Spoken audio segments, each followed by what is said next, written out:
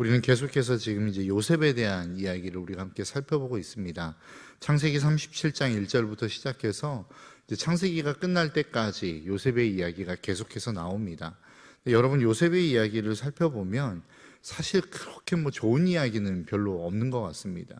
우리가 요셉 하면 꿈꾸는 사람, 애굽의 총리 이렇게 생각해서 우리도 요셉과 같이 되고 싶다, 그 꿈을 이루는 거룩한 믿음의 백성이 되고 싶다라고 생각하지만, 사실 그 당시로 돌아가서 성경적인 입장에서 그 시대를 한번 좀 생각해 보면 그렇게 낭만적인, 그리고 그렇게 내가 닮고 싶고 그 삶을 살아내고 싶은 그런 삶은 아니었을 것 같다라고 하는 생각을 해봅니다.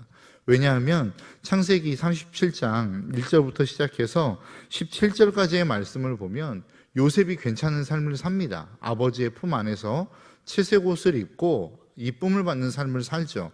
근데 그때에도 역시 고통받는 사람들이 있었습니다. 누구였죠? 그 형들입니다. 이쁨은 요셉은 받았지만 그 주변의 사람들은 그 이쁨 받는 것으로 말미암아 고통을 겪었다는 거예요.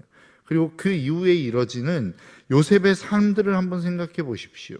형들의 시기를 받아서 애굽으로 팔려갑니다. 또 그 애굽에서 열심히 일을 해서 인정을 받는 것 같더니 다시 보디발의 집에 감옥에 갇힙니다. 또 꿈을 해석해주고 나갈 것 같았는데 또 2년 동안 그곳에서 잊혀진 사람이 됩니다. 또 어떻게 하다가 하나님의 은혜로 말미암아 애굽의 국무총리가 되죠. 국무총리가 됐는데 7년이라고 하는 시간 동안 엄청난 풍년을 누립니다. 그런데 그 이후부터 일어나는 일들이 무엇입니까? 기근입니다.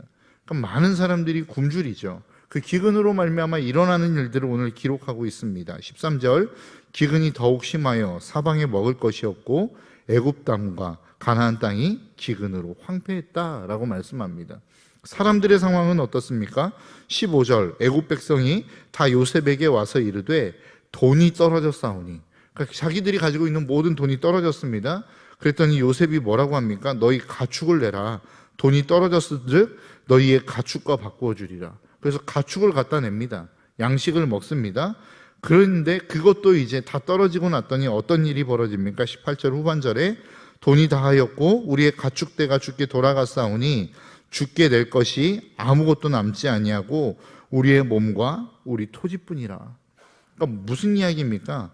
모든 시간, 그 기근의 시간을 통해서 애굽 백성뿐만 아니라 가나안 땅에 있었던 수많은 백성들이 고통을 받았다라는 거예요.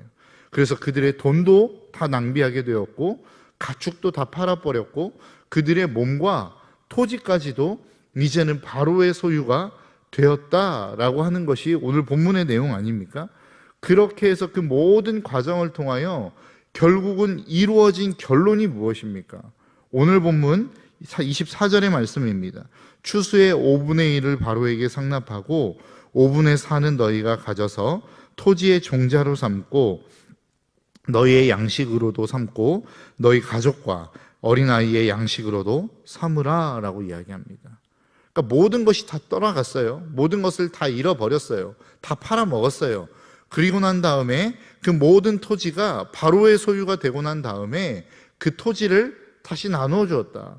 그리고 그것을 경작해서 5분의 1을 세금으로 내고 5분의 4는 너희가 가져라 라고 이야기했다라는 거예요. 그랬더니 그들이 하는 이야기가 무엇입니까? 25절, 그들이 이르되 주께서 우리를 살리셨사오니 우리가 주께 은혜를 입고 바로의 종이 되겠나이다. 그러니까 그들의 이야기가 무엇입니까? 당신이 우리를 살렸다라는 겁니다.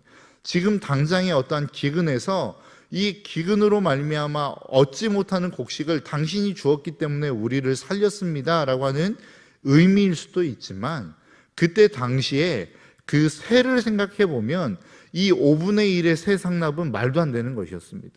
왜냐하면 농사를 짓고 난 다음에 농사의 보통의 세금은 3분의 1이나 절반을 토지의 소유주에게 내는 것이 일반적인 상식이었기 때문에 그렇습니다.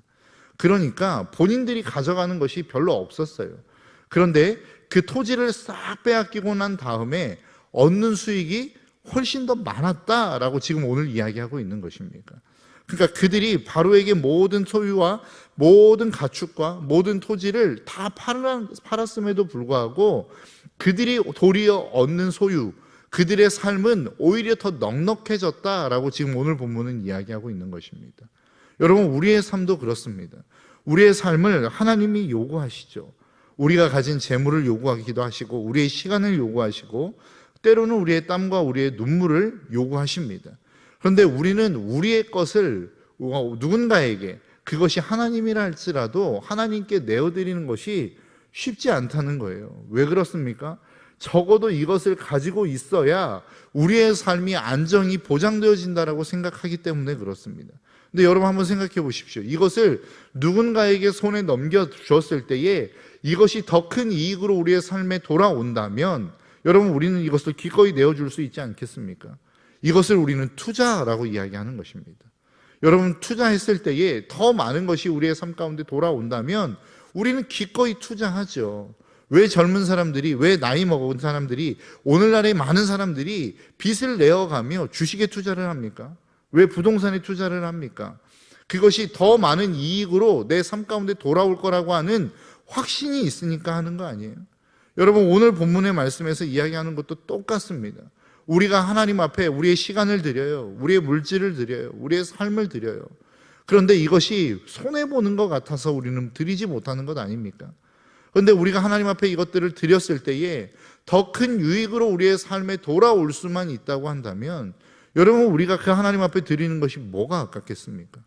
무엇이 그렇게 힘들겠느냐라고 하는 거예요. 여러분, 우리는 꼭 우리의 손에 잡고 있어야, 그것이 내 소유여야만 우리는 그것이 풍성한 삶을 누릴 수 있을 거라고 생각합니다. 오늘 본문의 말씀을 보십시오. 애굽 사람들, 가나안 땅에 있었던 사람들, 자기 소유의 토지가 있었지만 땅이 황폐해버리니까 아무것도 안 되지 않습니까? 먹을 것이 없지 않습니까? 굶주리지 않습니까? 그런데 그가 그렇게 토지를 바로에게 내어주자 더 큰 소유로, 더 큰 풍성함으로 그의 삶을 채워지는 것들을 보게 되었다라고 하는 거예요. 여러분, 무엇 때문에 그렇게 많은 것들을 소유하고 싶어 하십니까? 무엇으로 말미암아 그것들을 그렇게 움켜쥐려고 하십니까? 결국은 우리가 추구하는 것은 행복 아니에요. 우리의 삶 가운데 우리가 추구하는 것이 무엇이냐라고 하는 거예요. 행복한 삶을 추구하는 것 아니더냐라고 하는 거예요. 그래서 여러분들이 여러분들의 것들을 많이 움켜쥘수록 여러분 행복하시던가요? 여러분들의 소유가 많아지든 많아질수록 그것이 여러분들의 삶 가운데 기쁨과 감사와 평강으로 자리 잡으시던가요? 그렇지 않는 경우들을 훨씬 더 많이 보지 않습니까?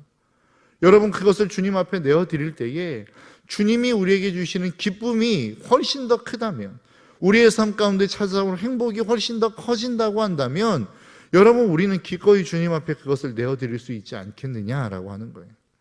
여러분, 꼭 기억하십시오. 내가 움켜쥐고 있는 그것을 내 소유로 가지고 있는 것보다 하나님께 드릴 때에 우리의 삶에 더 큰 행복으로 이것들이 돌아온다는 사실을 여러분 잊지 않으셨으면 좋겠습니다. 이거는 단순히 어떠한 물질의 배가의 개념이 아니라는 것입니다. 내가 11조를 드렸더니 이것이 10에 10이 되어서 나에게 돌아왔다, 이런 개념이 아니라고요. 우리의 삶 가운데 하나님이 주실 기쁨, 하늘의 놀라운 신령한 복들, 에베소서에서 그토록 이야기하고 있는 하나님이 우리에게 이미 주신 하늘의 신령한 복이 있다는 거예요.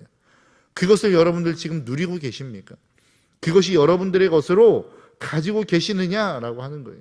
에베소서의 말씀을 기본으로 보자고 한다면 적어도 하나님이 우리에게 주시고자 하는 복은 세상의 물질은 아닌 것 같습니다. 세상에 우리가 소유하고자 하는 그 많은 소유는 아닌 것 같아요. 하나님이 우리에게 주시고자 하시는 그 하늘의 신령한 복이라고 하는 것은 이 세상 그 어떤 것으로도 대체할 수 없는, 그 어떤 것으로도 얻어낼 수 없는, 그 어떤 것으로도 바꿔낼 수 없는 하늘의 신령한 복을 하나님은 우리에게 주시고자 하셨던 거라는 겁니다. 여러분, 하나님이 우리에게 주시고자 하는 것이 세상의 물질의 복이었다고 한다면, 그것이 전부였다고 한다면 예수님, 우리가 예수님을 따라간다라고 이야기했을 때에, 그분이 우리의 삶의 모델이라고 이야기했을 때에 적어도 예수님은 그렇게 사셨으면 안 됩니다. 하나님이 우리에게 주시고자 하는 그 복이 우리가 그토록 이 세상에서 많은 소유를 얻고 우리의 자녀들이 좋은 대학 가고 좋은 곳에 취직하는 것, 이것이 하나님이 우리에게 주시고자 하시는 복의 전부였다고 한다면 주님은 그렇게 사시면 안 됐다고요.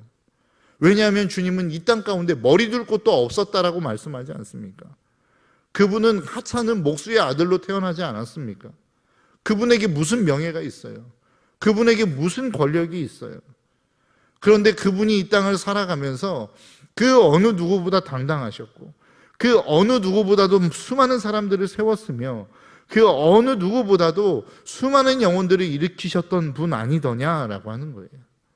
주님이 사셨던 삶을 여러분 생각해 보십시오. 그리고 우리가 누릴 수 있는 복이 무엇인지를 여러분 한번 고민해 보셨으면 좋겠습니다. 주님이 우리에게 주시고자 하는 것, 여러분 우리가 예수님을 믿는다라고 이야기하면서 우리의 가치가 변하지 않아요. 우리의 생각이 변하지 않아요. 우리가 복을 바라보는 개념이 변하지 않아요. 여전히 동일해요. 그게 무슨 믿음입니까? 그게 무슨 믿음의 삶이라고 우리는 이야기할 수 있겠습니까? 여러분, 예수 그리스도를 믿는다라고 하는 것은 무엇인가 달라야 되지 않겠습니까? 무엇인가 변한 게 있어야 되지 않겠어요? 왜 우리는 예수를 믿으면서도 그 믿음의 횟수가 더해가면 더해갈수록 더 고집이 세지고 더 많은 것들을 움켜쥐려고 하고 더 많은 것들 안에서 그 소유의 욕, 내가 갖지 못한 것으로 말미암아 마음 아파하고 하나님 앞에 떼쓰는 모습들이 왜 더 강해지느냐라고 하는 거예요. 세상의 사람들이 믿음의 사람들을 바라보면서 닮고 싶은 사람들이라고 이야기하던가요? 오늘날 세상의 믿음의 사람들을 바라보면서 야, 저 믿음의 사람 정말로 저 사람을 보니 하나님 믿는 사람 같다라는 이야기를 하던가요? 여러분들의 삶을 바라보면서 믿지 않는 사람들이 그 여러분들의 인생을 바라보며 야, 저 사람처럼 나도 되고 싶다라고 이야기하던가요? 왜 그러한 모습들이 우리의 삶 가운데 사라지고 있느냐라고 하는 겁니다. 왜 그러한 모습들이 우리의 인생 속에서 우리의 믿음의 조상들처럼, 믿음의 선배들처럼 우리의 삶은 왜 그렇게 나아가지 못하고 있느냐라고 하는 것이죠. 저를 비롯하여 우리의 믿음의 사람들이 정말로 하나님의 손에 맡겨진 이후에 그것들이 우리의 삶 가운데 무엇으로 되돌아오는지를 경험해 보지 못했기 때문 아닌가라고 하는 생각을 해봅니다. 여러분, 오늘 본문을 통하여 하나님이 우리에게 그토록 말씀하시고자 하는 것이 무엇일까요? 우리의 인생이 하나님의 손에 맡겨지면 더 풍성한 것들로 우리의 삶 가운데 돌아온다라는 것입니다. 더 좋은 것들로 우리에게 돌아온다는 것입니다. 세상에 어떠한 무엇이 아니라, 세상이 줄 수 있는 그 어떠한 것이 아니라 세상 그 어느 곳에서도 찾아볼 수 없는 하늘의 평강과 하늘의 기쁨과 하늘의 즐거움과 그 행복으로 우리의 삶을 채워주시겠다라고 하나님이 말씀하고 있는 것이라고요. 여러분, 우리가 그것들을 좀 경험해 보셨으면 좋겠습니다. 날마다 우리의 삶 가운데 찾아오셔서 하늘의 신령한 복을 주시는 그 하나님의 하늘의 신령한 것들을 우리의 삶의 자리를 통하여 날마다 좀 경험하는 저와 여러분들의 삶이 되셨으면 좋겠습니다. 그래서 사도 바울이 고백했던 것과 같이 야, 이 세상에 있는 것들 하늘에 비하면 아무것도 아니야. 너희들이 그토록 가지고자 했던 이 세상의 부귀영화 하늘의 영광으로 바꾸자면, 하늘의 영광에 비하자면 그것은 배설물 정도밖에 되어지지 않는 거야 라고 하는 이 고백이 저와 여러분들의 삶 가운데 있었으면 좋겠습니다. 여러분, 저와 여러분들의 삶이 날마다 그렇게 하나님의 영광을 바라보며 그 하나님의 영광을 사모하고 기대하는 저와 여러분들의 삶이 되시기를 주님의 이름으로 축복합니다. 여러분, 이 수많은 어려움, 기근, 요셉의 어떤 어려움들, 그 수많은 과정들을 통해서 하나님이 이루신 업적이 무엇이더냐라고 하는 거예요. 결국은 이 모든 것들이 하나님의 선한 역사를 향하여 달려가고 있었다라고 하는 것입니다. 형제들이 회복되었죠. 유다도, 그리고 그 모든 형제들도 이제는 다른 사람들을 시기하고 질투하는 인생이 아니라 그 모든 사람들을 감싸 안을 수 있는, 그들을 포용할 수 있는, 자기를 희생할 수 있는 사람으로 성장해 갔습니다. 애굽의 사람들도 마찬가지입니다. 그들도 날마다 그렇게 자신들만 생각했던 삶 속에서 내가 이제는 이것들을 내어드리고 내 삶 가운데 내 자녀들과 내 인생 가운데 하나님이 어떻게 역사하시는지를 경험할 수 있는 수많은 경험들로 돌아왔다라는 거예요. 여러분, 오늘 본문의 말씀을 한번 보십시오. 요셉이 그 수많은 어려움들을 겪어오면서 무슨 생각을 했겠습니까? 이 어려움들은 도대체 언제 끝나는 거예요? 이 아픔은 도대체 언제 마감되는 거예요? 성경에 기록되어 있고 성경에 나와 있는 사람들을 여러분 한번 생각해 보십시오. 그들의 일상을 쭉 살아오면서, 야곱도 마찬가지 아닙니까? 내 나이 130이지만 정말로 그 모든 것이 수고와 어려움뿐이었다라고 이야기하지 않습니까? 그 인생 속에 무슨 자랑이 있습니까? 그런데 그 인생을 바라보면서 야곱이 자기의 인생이 이 성경에 기록될 거라고 여러분 생각하며 살았겠냐는 거예요. 야곱이 이 땅을 살아오면서 그 힘든 수많은 시간들을 견뎌오면서 야, 내 인생은 성경에 기록될 거야, 성경의 기록으로 남을 거야 라고 생각하며 그 인생을 살아왔겠느냐라고 하는 거예요.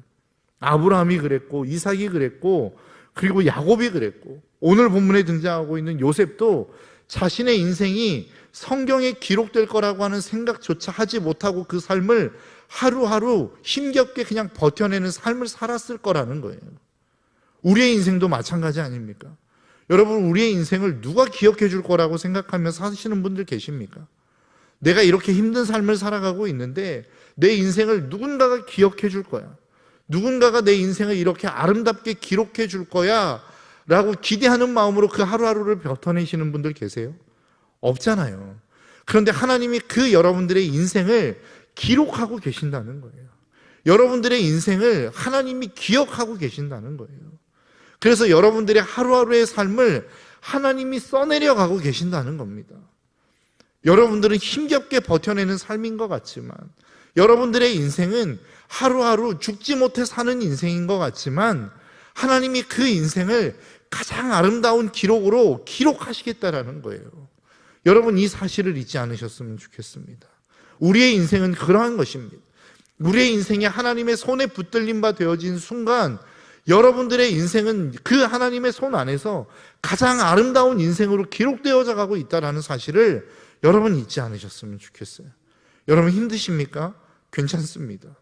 그냥 하루를 버텨내는 것처럼 그렇게 살아내셔도 괜찮습니다.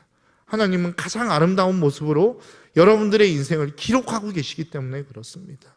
여러분들이 어느 순간 그 하나님의 사명을 다한 그 순간 하나님의 나라에 갔을 때에 내 인생이 이렇게 아름답게 기록되어 있네, 내 인생이 이렇게 믿음의 사랑으로 기록되어 있다고 라고 하는 그 기록을 여러분 발견하게 되실 거예요. 여러분 이것들을 기대하고 이것들을 소망하는 마음으로 이 하루를 하나님을 바라보며 힘있게 살아가시기를 바랍니다. 힘있게 사시지 못해도 괜찮아요. 어렵게 사셔도 괜찮습니다. 하나님이 여러분들의 인생을 가장 아름답게 기록하실 것이기 때문에 그렇습니다. 그 하나님을 꼭 기대하십시오. 그 하나님을 신뢰하는 마음으로 나아가십시오. 하나님이 저와 여러분들의 삶의 믿음의 주가 되십니다. 히브리서 12장 2절에 믿음의 주요 또 온전케 하시는 하나님을 바라보자 라고 이야기하고 있는 것 아니겠습니까? 하나님이 우리의 삶을 그토록 아름답게 만들어 가신다는 사실을 여러분 꼭 기억하시고 그 하나님의 얼굴을 바라보며 오늘도 힘있게 그 하루를 살아낼 수 있는 저와 여러분들의 삶이 되시기를 주님의 이름으로 축복합니다. 기도하겠습니다.